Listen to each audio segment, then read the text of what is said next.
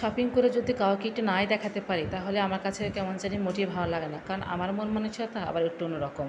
অনেকে আছে শপিং করে নিয়ে এসে একদম চুপচাপ ঘরে তোলে, কিন্তু আমার দিক থেকে সেটা মোটেই না। আমি আগে কখন কাকে দেখাবো, সবাই কি বলবে, মানে সেটা শুনলেই আমার সবচেয়ে বেশি ভালো লাগে। হ্যালো সবাইকে, সবাই কেমন আছো? আশা করি ভালো আছো আর আমি ভালো আছি।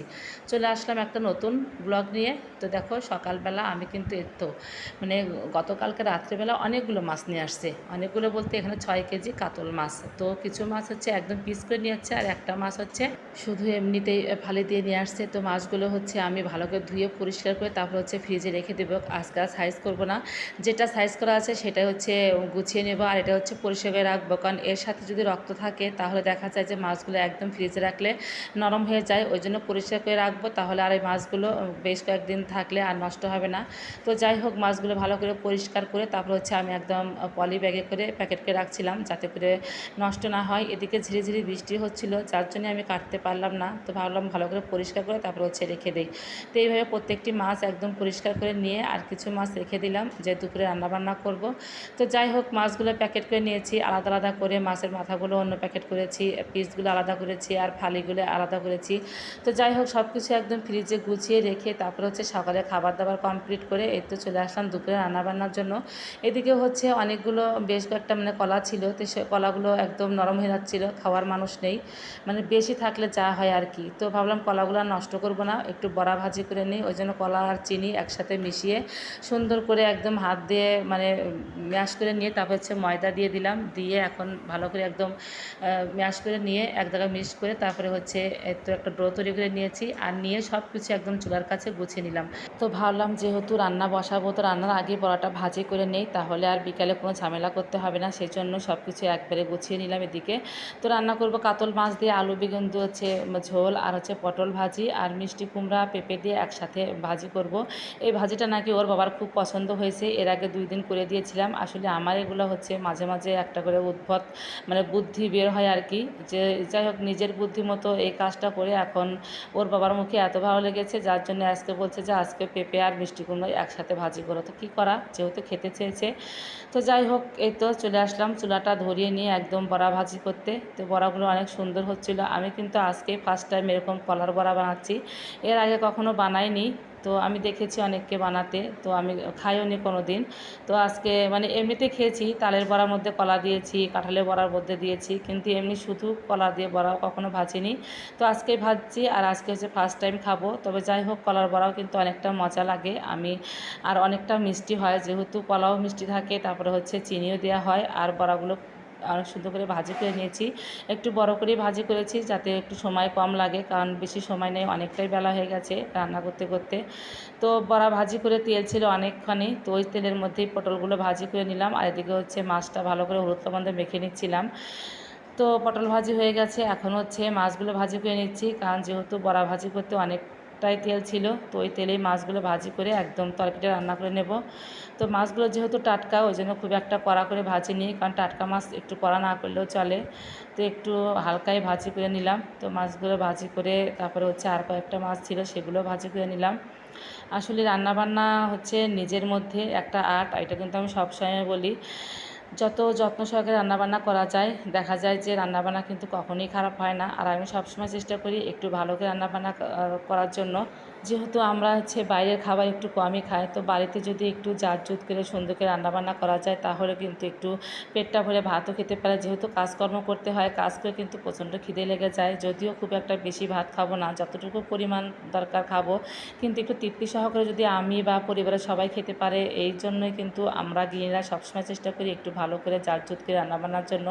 জানি না কার ক্ষেত্রে কেমন, কিন্তু আমি চেষ্টা করি। তো যাই হোক, কথা বলতে বলতে কিন্তু একদম সবজিগুলো ভালো করে কষিয়ে মশলা দিয়ে এখন আমি ঝোল দিয়ে দিয়েছি। মাছগুলো কিন্তু কষানোর সাথে দিয়ে দিয়েছিলাম। তো এই তো ঝোলটা হয়ে গেছে, এখন হচ্ছে ঝোলটা নামিয়ে নিয়েছি। আর ঝোলটা কিন্তু আমি খুব একটা বেশি পাতলা করে নিই, যেহেতু অনেক দিন পর এগুলো বেগুন দিয়ে হচ্ছে আলু দিয়ে কাতল মাছ রান্না করেছি, আর খেতে অনেকটা মজা হয়েছিল। ওর বাবা তো খুবই প্রশংসা করেছে, ভালো লেগেছে খেয়ে। তো যাই হোক, এখন হচ্ছে ভাজিটা করে নেব। তো কালো জিরা ফোড়ন দিয়েছি, আর হচ্ছে কাঁচামরিচ দিয়ে ভাজিটা দিয়ে দিলাম। আর দিয়ে দিলাম হচ্ছে হলুদ লবণ দিয়ে ভালো করে নাড়াচাড়া করে একটু ঢাকা দিয়েছিলাম। জল দিইনি, হালকা তেলেই ভাপ দিয়ে সিদ্ধ হয়ে গেছে। যেহেতু পেঁপেগুলো আমি একটু ছোটো সাইজ করে কেটে নিয়েছিলাম যাতে করে জল দিতে না হয়, আর জল দিলে তো মিষ্টি কুমড়াটা একদম গলে যাবে, যার জন্য তেলেই সুন্দর করে সিদ্ধ করে নিয়েছি। আর রান্নাবান্না কমপ্লিট করে এই তো রান্নাঘরে একদম সব কিছু গুছিয়ে নিয়েছি। তো তোমার সাথে একটুখানি শেয়ার করে নিলাম। এই তো 2 বেলার জন্য ঝোল বেড়ে নিয়েছি 2 গামলাতে, আর হচ্ছে একটা প্লেটে 2 রকমের ভাজি রেখে এই তো থালাতে ঢেকে রাখলাম, কারণ সবসময় আমি একটু ঢেকে রাখারই চেষ্টা করি। তো যাই হোক, দুপুরে খাবার দাবার কমপ্লিট। এদিকে কিন্তু মাঝে মাঝে একটু করে বৃষ্টিও হচ্ছে। তো এখন বাজে বিকেলে প্রায় তো 4টার মতো। তো ভাবলাম যে শপিং যেহেতু করেছি তোমাদের সাথে একটু শেয়ার করি, আর আশেপাশে সবার সাথে তো শেয়ার করেছি, আসার থেকে সবাইকে শেয়ার করছি আর কি, দেখাচ্ছি। আর দেখাতে দেখাতে মনে হচ্ছে আমার কাপড় চোপড় মানে এই পোশাকগুলো একদম প্রায় পুরাতনই হয়ে গেল, কারণ বারবার সবাইকে খুলে দেখাচ্ছি আর জামাগুলো আবার হচ্ছে ভাঁজ করছি, এইভাবে দেখা যাচ্ছে কাপড়গুলো একদম মানে কেমন নেতা হয়ে যাচ্ছে। তো ভাবলাম যে এবার তোমাদের সাথে শেয়ার করে একদম আলমারিতে ওদেরকে লক করে দেবো, যাতে করে আর কাউকে দেখাতে না হয়। কেউ দেখতে চাইলে বলবো যে একদম পূজার ভিতরে যখন পরবো তখন দেখো। যাদের যাদের দেখানোর দরকার তাদেরকে সবাইকে দেখিয়েছি। তো যাই হোক, এখন তোমাদের সাথে শেয়ার করছি। এগুলো হচ্ছে মেয়ের কাপড় চোপড়। তো মেয়ের জন্য হলুদ একটা নিয়েছি, চিকেন কাপড়, আর হচ্ছে আর একটা দেখালাম তোমাদের সাথে মিষ্টি কালার। এটা হচ্ছে একটু গর্জিয়াসের মধ্যে নিয়েছি। এই ড্রেসটা মেয়েরও পছন্দ, আর সাথে 2-1 জন আমার ছিল, তারাও বলছে এই ড্রেসটাই খুব ভালো লাগছে। তো যার জন্য ওর জন্য একটা ড্রেস নিয়ে নিলাম একদম গর্জিয়াস। আর এটা হচ্ছে আমার শাড়ি। আমি তেমন একটা শাড়ি নিইনি, শুধু একটা এই দামি শাড়ি নিয়েছি। আর এই শাড়িটা কিন্তু মোটামুটি বেশ দাম নিয়েছে, আর শাড়িটা অনেক ভালো, ইন্ডিয়ান উড়িষ্যার শাড়ি আর কি, আনকমন শাড়ি। তো আমার খুব পছন্দ হয়েছে, কালারটা ভালো লেগেছে, আর মানে নকশাটাও খুব ভালো ছিল। এটা হচ্ছে মেয়ের জামা, ওর হচ্ছে এটা তোমাদের সাথে শেয়ার করা হয়নি। এটাও কিন্তু পিওর একদম সুতার কাজ করা, মাঝখান দিয়ে একটু মানে চুমকি বসানো ছিল। তো কালারটা মোটামুটি আমার কাছে ভালোই লেগেছে, কারণ এই কালারটাই ওর গায়ে সেট খেয়েছে আর কি, মানে ওর হচ্ছে সব কিছুই ঠিকঠাক ছিল। এর চেয়ে যেগুলো ছিল সেগুলো হচ্ছে ওর মানে ঝুলে ছোট হয়, তারপর হচ্ছে বডিতেও ছোট হয় আর কি। আসলে এখন ছেলে মেয়ে এত তাড়াতাড়ি বড় হয়ে যায় না, কাপড় চোপড় কিনতে গেলেও অনেক ঝামেলা, দেখা যায় যে তার মতো মানে চয়েস হলে সেটা আর ওদের মানে শৈলেই লাগে না আর কি। তো যাই হোক, এই শাড়িটা আমাকে একজন গিফট করেছে, তো এটা তোমাদের সাথে শেয়ার করে নিলাম। এই শাড়িটা কিন্তু আমার কাছে খুব ভালো লাগে আর কি, হালকার মধ্যে অনেক সুন্দর। তো গিফটের জিনিস তো সবসময় সুন্দরই হয়, আর আমার তো খুবই ভালো লাগে, যে যেমনই দিক আমার কাছে খুব ভালো লাগে। তো যাই হোক, আমি তো অনেক খুশি গিফট পেয়ে, কারণ পূজার মধ্যে যদি কেউ কোনো কিছু গিফট দেয় তাহলে তো খুশি হওয়ারই কথা। আর এটা হচ্ছে মেয়ের জন্য জুতো কিনেছি, একদম জামার সাথে ম্যাচিং করে। জানি না জুতাটা কেমন লেগেছে, অবশ্যই তোমরা সবাই কমেন্টে জানাবে যে কাপড় চোপড় মানে পোশাক যেগুলো কিনলাম, তারপর হচ্ছে জুতা, এগুলো সবই তোমরা কমেন্টে জানাবে। আর এটা হচ্ছে আমার জুতা, এই তো জুতাটা আমার শাড়ির সাথে একদম ম্যাচিং হয়েছে। অবশ্যই ম্যাচিং করে কিনিনি, জুতাগুলোই আগে কিনেছিলাম, তারপর হচ্ছে শাড়িটা কিনেছি, কিন্তু কেনার পর দেখে একদম ম্যাচিংই হয়ে গেছে। আর ছেলে মেয়ে অনেক খুশি হয়েছে, মানে সুন্দর সুন্দর ওদেরকে শপিং করে দিয়েছি।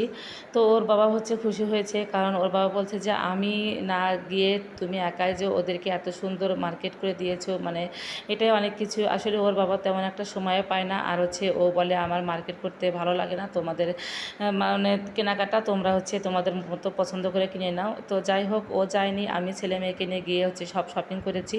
তো ওর বাবাকে সব কিছু দেখে মানে দেখালাম আর কি, উনি তো মানে খুবই খুশি যে যাক তুমি যে অনেক সুন্দর করে শপিং করতে পারো, ওই জন্য তোমাকে আমি হচ্ছে শপিংটা করতে দেই। তো যাই হোক, এটা হচ্ছে তার বিশ্বাস আমার উপর। তো সারা বছর যত মার্কেটই করি না কেন, দুর্গাপূজাতে কিন্তু একটু মানে ভালোভাবে মার্কেট করা হয়। তো যাই হোক, এখন সব কিছু একটু গুছিয়ে নেই। দেখা হবে নতুন একটা নেক্সট ব্লগে। আর ভিডিওটা ভালো লাগলে অবশ্যই লাইক কমেন্ট শেয়ার দিয়ে পাশে থেকো। টাটা।